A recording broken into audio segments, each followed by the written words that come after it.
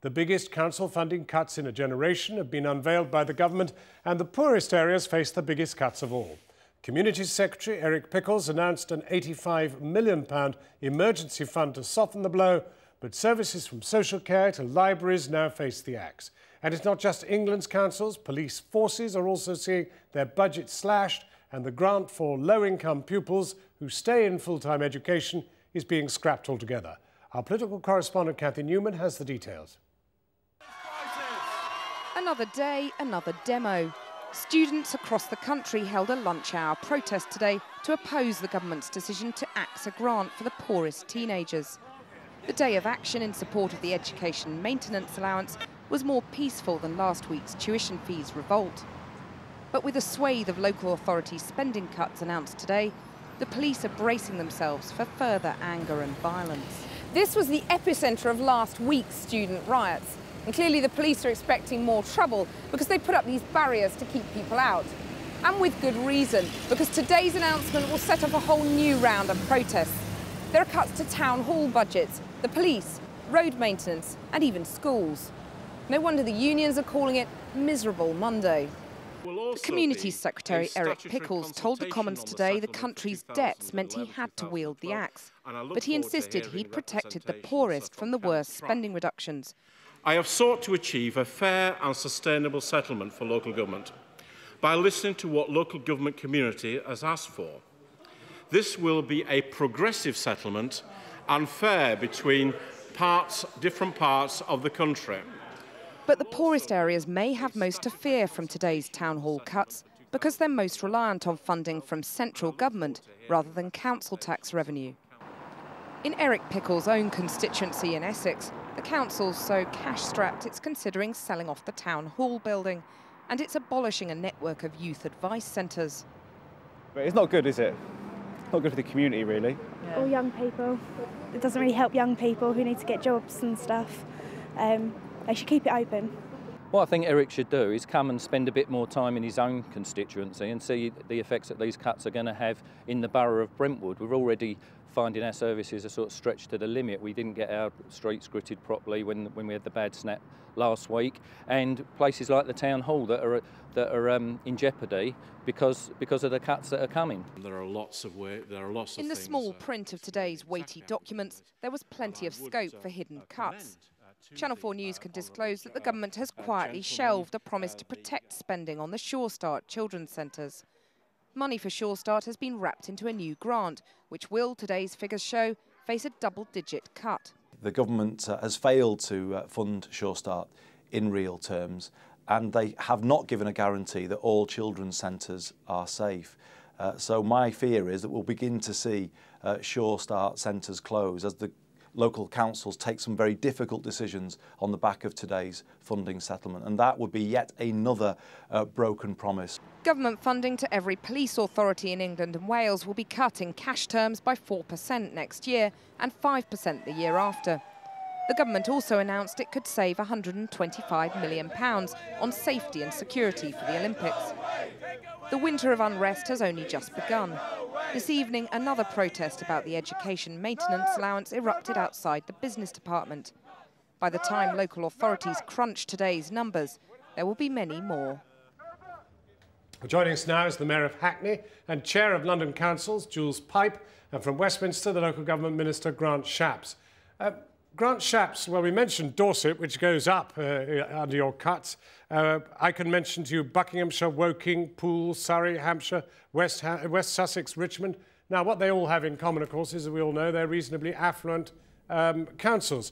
But here I have the Mayor of Hackney, whose borough faces an 8.9% cut.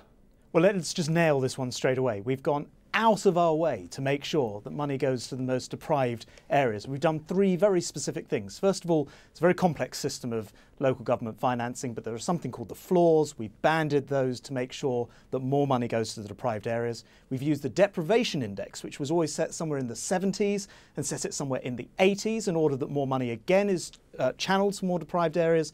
And then thirdly, we've actually taken £80 million out of our own departmental budget and given it to local authorities to soften the blow as well. So no area actually suffers a reduction in spending power of more than 8.9%, and the average is just 4.4%. That's not exactly what I asked you. What I suggested to you was that rich boroughs were getting away with very little cuts, and in Dorset's case, an actual increase. No. Poor boroughs, and you happen to have hit 8.9%. That happens to be exactly the wallop that Hackney is getting. 8.9% is the maximum, of course, reduction in spending power. Let me put it to you another way. Hackney, that Jules Pipe represents, receives over £1,000 of taxpayers' money per head of population.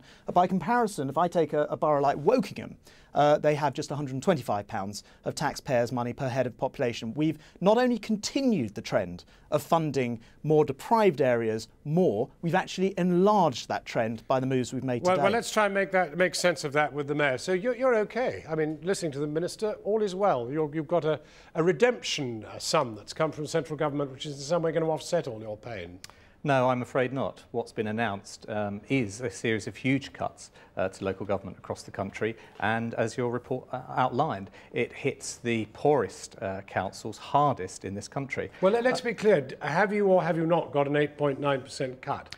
It's an 8.9% cut in spending power, but that disguises what is a more than 10% cut in actual grant, and that's this year. And to get to that 8.9 figure or 10% figure, whether you look at spending power or grant, the government has had to top up the money we received this year just for 1 year only. Okay, so well, actually, what would you like to give the Minister? Without that, well, I'd like to ask, without that smoke and mirrors, we actually would receive a 13% cut, and that's what we'll be receiving next year. Once what we've received this year is rolled into next year's, we'll be starting already with a 13% cut to our budgets before next year's budget is that true, Minister? There's no smoke and mirrors. It's true that the first year reductions are the greatest, and in order to cushion that, that's why we've found this £80 million to soften the blow. The reduction next year in Hackney and in other boroughs isn't as great, and so it makes sense to put that money into year one. But I've got to say, it's only part of the picture. How physically will somebody living in Hackney experience this uplift that you've managed to get out of all this? Well, I'll tell you what needs to happen in Hackney and across the country is that local authorities need to get on with sharing their services. So unless Hackney is already sharing its planning department, its education department, its legal services, its HR, their chief executive in Hackney, who's paid £170,000, more than the Prime Minister, unless they do all of those things, then they should not start by cutting the frontline services. That would be absolutely unacceptable. Let's put that list to the Mayor here. We're sharing all sorts of backroom functions with other local authorities, whether it's buying paper, electricity, IT. We share all this. In fact, actually, Hackney achieved the third highest efficiency savings in the country over the last 5 years. Was that as a result of paying your chief executive £170,000 a year? That was a result of making some of the most innovative efficiency savings in the country, and that put us the third highest in the country at £60-odd million. Right, and that puts into that's all very laudable. No, but the Minister made one glaring point there, and that was that your chief executive is paid more than the Prime Minister. We're being cut by £40 million in this 1 year alone. That's an awful lot of chief executives that have to take a pay cut you to have be the able to make advantage that of coming gap. from local government. You don't behave like ministers. You tell us the truth. I've just asked you why your chief executive gets paid more than the Prime Minister, and you gave me an answer about something completely different. In the same way that every chief executive in London, I would expect, is paid that sum or higher, so because it's the market, and councils are forced to pay to get good people.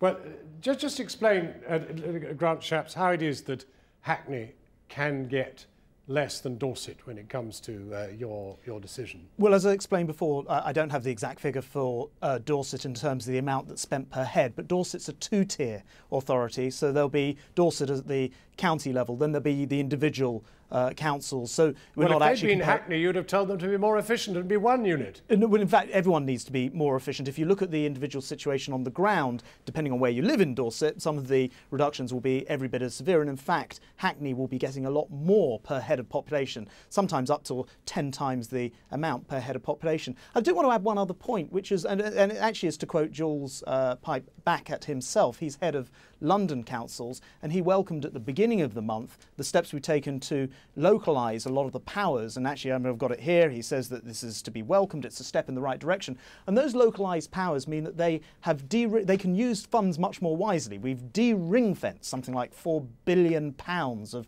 funds that we give to local authorities, mean that they can make the priorities locally rather than having to look to government to dictate, and that should help them as well. Jules Pipe, you are being thrown endlessly good news. You no longer have to ring-fence all sorts of grants that you previously had to ring-fence, so you can spend those.